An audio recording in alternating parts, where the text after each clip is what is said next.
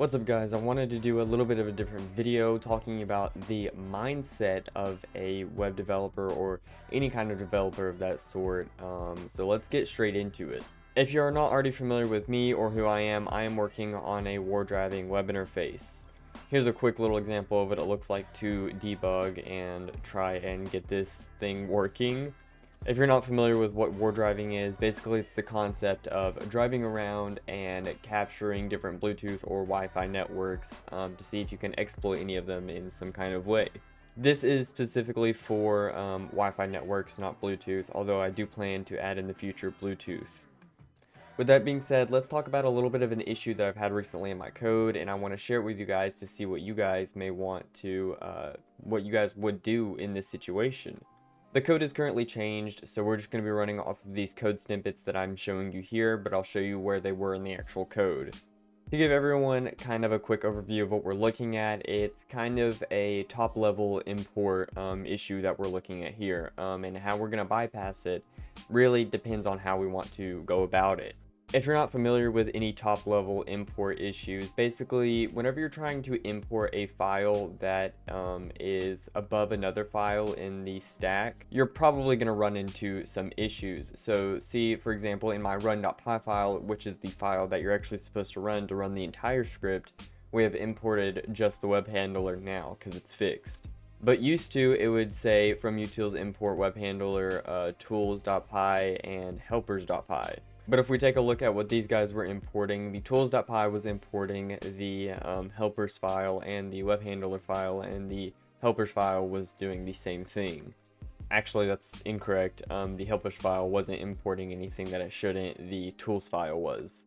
With that being said, the real issue was just the fact that I was importing it up here and I was also importing it down here. And if you've even taken a second to look at my code, I've structured it really weird because I started off not knowing what I was doing with this project, so I've had to reset a lot of it.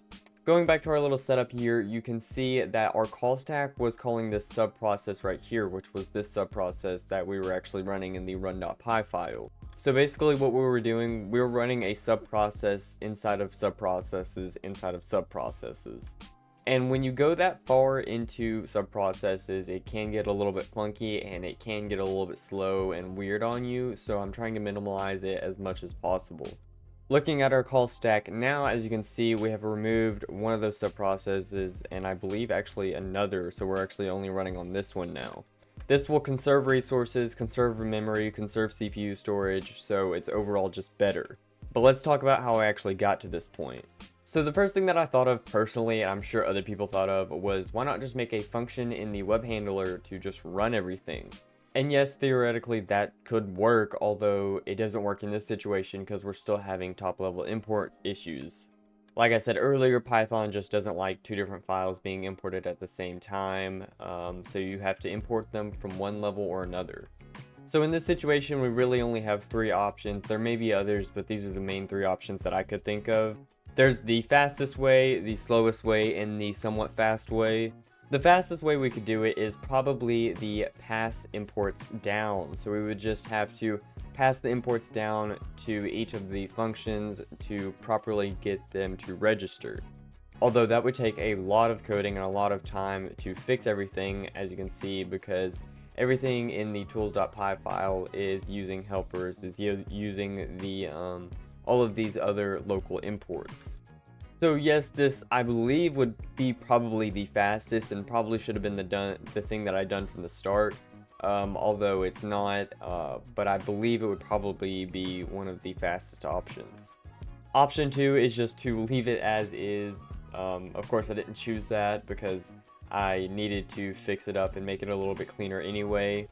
But the subprocess.run did technically work just fine, and I could have just left it as is, but like I said, wanted to speed it up, wanted to make it as best as possible, so I really just didn't go for that option. And finally, we have option 3, which is just to remove the top level imports. I personally chose this one because it was the kind of fastest, and I believe it will make it just slightly less faster than passing the imports down. I'm not exactly 100% sure because you do still have to import those files in between each of them. But since we're only doing it in the tools file, I believe, I'm pretty sure it'll be fine. This would basically produce the same result as option 1, maybe a little bit slower, without having to change all of the actual source code. And by source code, I mean like a lot of different parts of the code. Of course, I'm changing the source code here, but I want to do it as minimally as possible.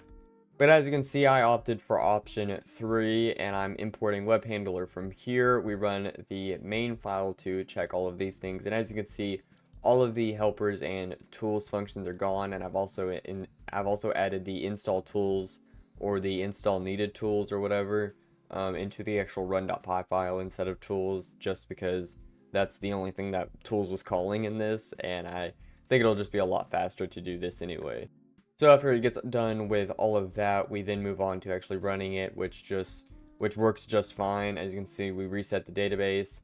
This I did actually have to change into a web handler call. So all it is, this is really just a database call that's in helpers. But I made a function in web handler so we could call it from run.py. And of course, we run the web server just like that. We do app.run, and since the app variable is a global variable in here, we can call it just as we would a function or just about anything else. This in turn means we have a little bit faster of a program and we have less compatibility issues.